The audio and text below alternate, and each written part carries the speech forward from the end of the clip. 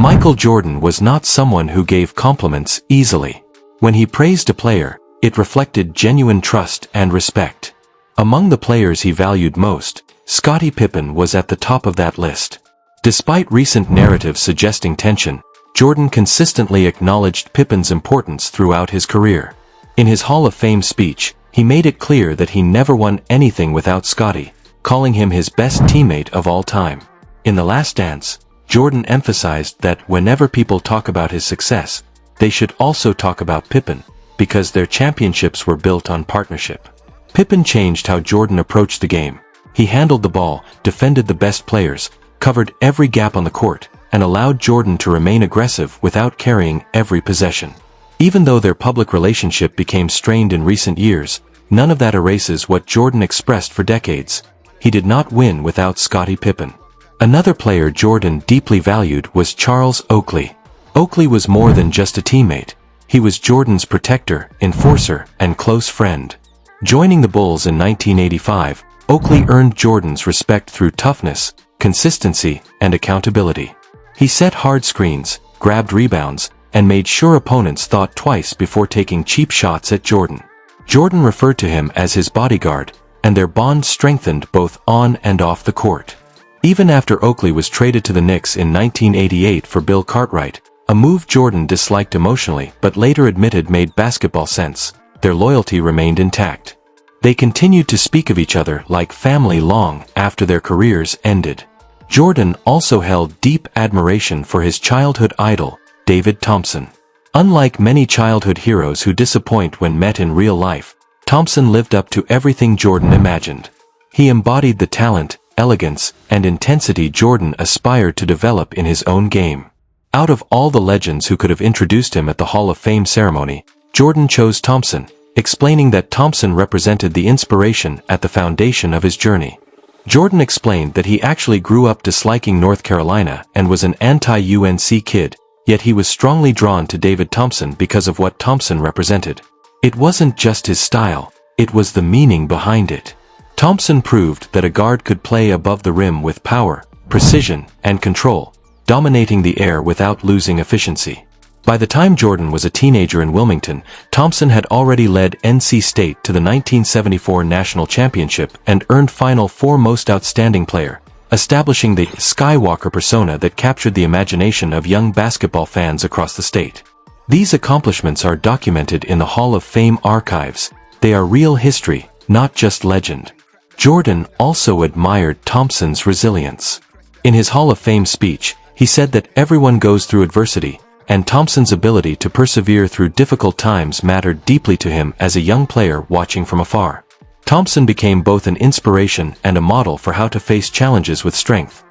Jordan joked that he surprised David Thompson by asking him to introduce him at the Hall of Fame ceremony, but the request revealed how personal the connection truly was.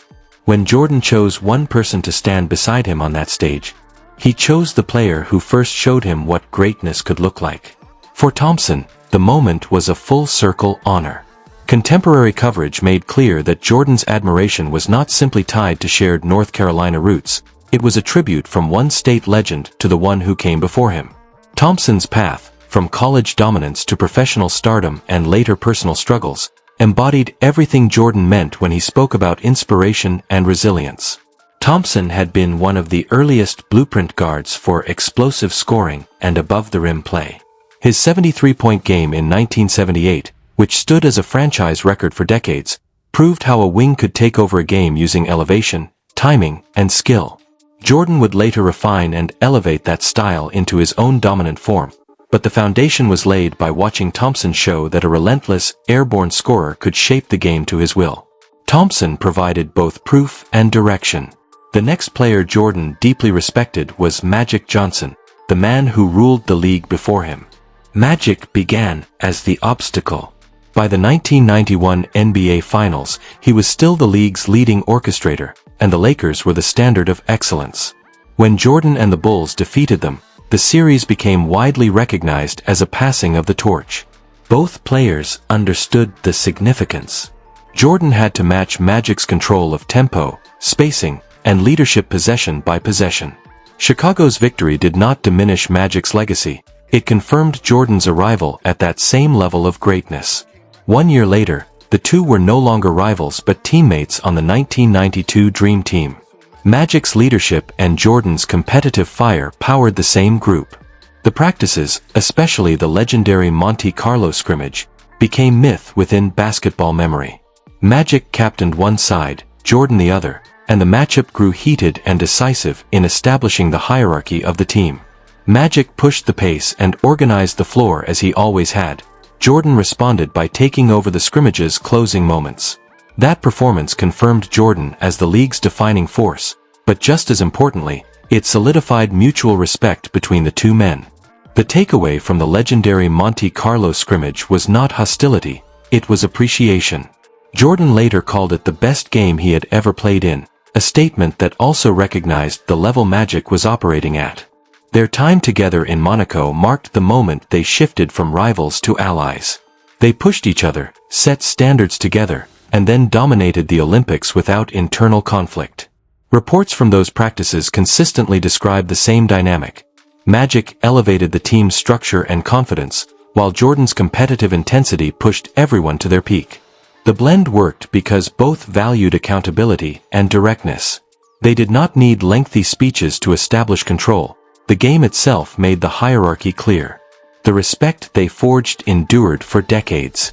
Magic often spoke fondly of those days, and Jordan has repeatedly listed Magic among the few peers whose approach he studied in detail, not just the highlights. Jordan credited Magic's era for shaping the environment he entered, and Magic openly acknowledged that Chicago's rise signaled the beginning of Jordan's era. Their public interactions over the years show the same dynamic they formed in 1992. Two rivals who learned from one another and eventually carried the standard of basketball forward together across generations.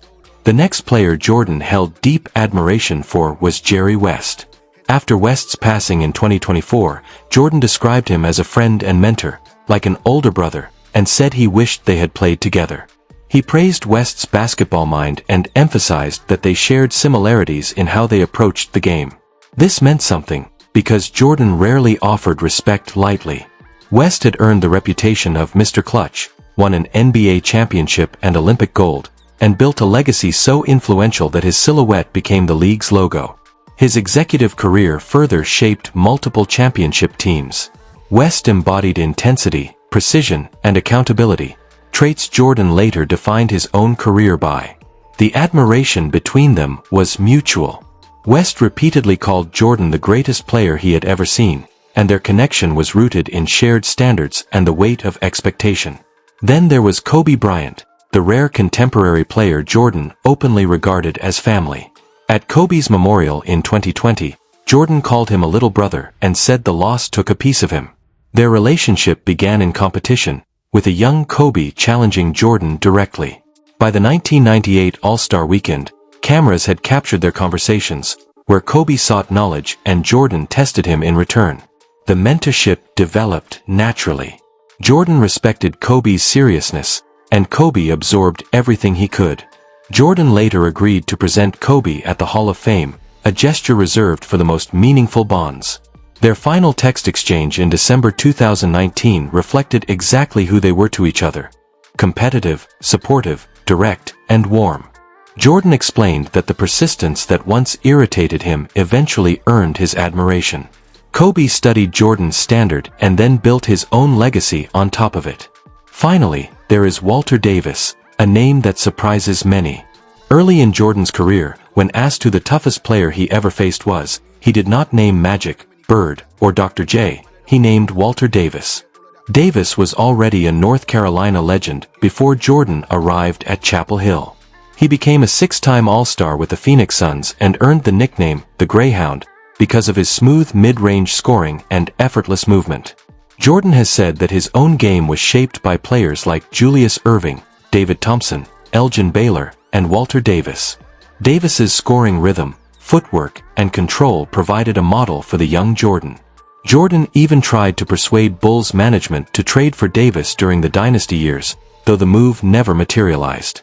Davis finished his career with more than 19,000 points and one of the most efficient scoring performances ever recorded, 34 straight points without a miss in a 1983 game. His blend of poise, precision, and fluidity was exactly the kind of perimeter play Jordan valued most.